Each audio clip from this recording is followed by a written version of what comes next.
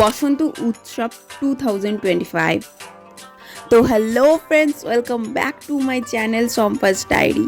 কেমন আছো তোমরা সবাই? আশা করছি তোমরা সবাই খুব ভালো আছো, আর আমিও খুব ভালো আছি।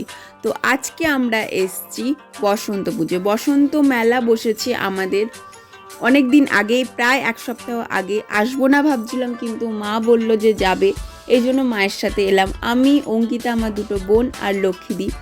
তো এসে দেখলাম যে মেলা খুব একটা বসেনি। প্রথমেই যে ঢোকার জায়গাটা ছিল, প্রায় অনেক দোকানই বসেনি, পুরো ফাঁকা ছিল। সত্যি কথা বলতে এবারে প্যান্ডেল আর প্রতিমা দুটোই দুর্দান্ত করেছে, খুবই সুন্দর লেগেছে।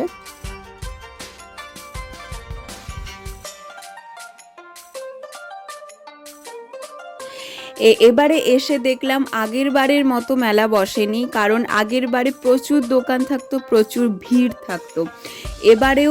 এবারে খুব একটা ভিড় নেই, একদমই ফাঁকা। তো প্রতিবারের মতো এবারেও অনেক আর্টিস্ট আসবে, কিন্তু সেটাও খুব দেরি করে। আর মেলায় আসবো, এই কানের দুল, এই অর্নামেন্টসের দোকানে ঢুকবো না, এটা কখনোই হতে পারে না। নেই, এখানে কিন্তু ঢুকতেই হবে। তো এইখানে যে হারগুলো দেখা যাচ্ছে, এগুলো কিন্তু প্রচণ্ড দাম বলছিল, দেখতেই খুব ভালো। ভেবেছিলাম এই ক্লিপটা নেব, কিন্তু নেইনি, কারণ দামটা অনেকটাই বেশি বলছিল। তো নেওয়ার থেকে এমনি দেখাই ভালো মনে হয়েছে। তো আগের বারে এই গেমটা আমরা খেলেছিলাম, কিন্তু কিছু জিততে পারিনি। এবারে আমরা খেলিনি। মেলায় আসলে এই বাচ্চাদের জিনিসগুলো চড়তে কিন্তু খুব ভালো লাগে। ছোটোবেলা কবে চড়েছিলাম মনেও নেই, কিন্তু কি করব, কিছু তো করার নেই না। এখন তো সবাই বড় হয়ে গেছি আমরা, এখন চড়তেও পারবো না।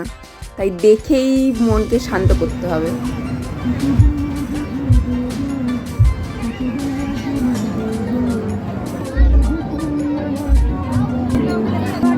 তোরা যেগুলো ধরছিস, তোরা কি নিবি? তোরা কেন ধরছিস?